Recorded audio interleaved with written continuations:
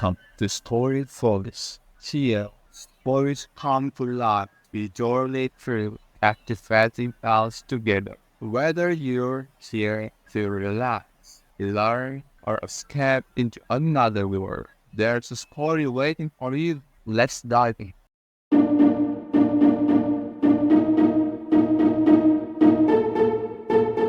Sophie put all the pie page from the unknown philosopher back into the cookie in and put the lid on it. She crawled out of the den and stood for a while looking across the garden. She thought about what happened yesterday. Her mother had teased her about the love letter again at breakfast this morning. She walked quickly over to the mailbox to prevent the same thing from happening today. Getting a love letter 2 days in a row would be doubly embarrassing. There was another little white envelope. Sophie began to discern a pattern in the deliveries. Every afternoon, she would find a big brown envelope. While she read the contents, the philosopher would sneak out to the mailbox with another little white envelope. So now Sophie would be able to find out who he was. If it was he, she had a good view of the mailbox from her room. If she stood at the window, she would see the mysterious philosopher.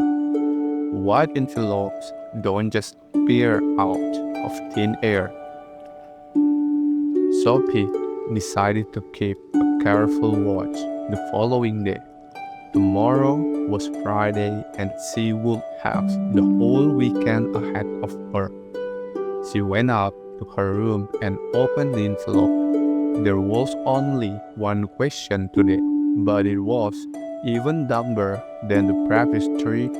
Why is Lego the most ingenious toy in the world? For a start, Sophie was not at all sure she agreed that it was.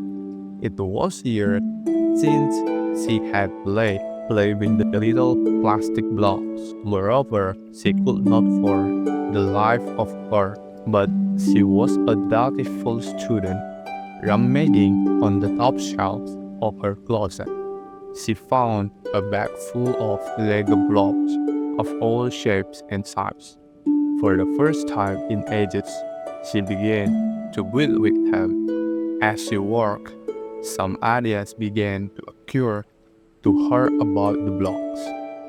They are easy to assemble, she thought. Even though they are all different, they all fit together. They are also unbreakable. She couldn't ever remember having seen a broken Lego block. All her blocks looked as bright new as the day many years ago.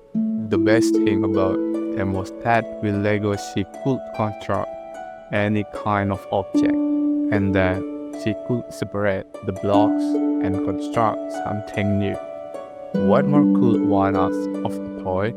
Sophie decided that Lego really could be called the most ingenious toy in the world, but what it had to do with philosophy was beyond her. She had nearly finished constructing a big doll's house, much as she hated to admit it. She hadn't had as much fun in ages. What did people quite play when they grew up? When her mother got home and saw what Sophie had been doing, she blurted out, "What fun! I'm so glad you're not too grown up to play." "I'm not playing," Sophie retorted indignantly. "I'm doing a very complicated philosophical experiment." Her mother sighed deeply. She was probably thinking about the white rabbit and the top hat. When Sophie got home from school the following day, there were several more pages for her in a big brown envelope. She took them upstairs to her room. She could not wait to read them, but she had to keep her eye on the mailbox at the same time.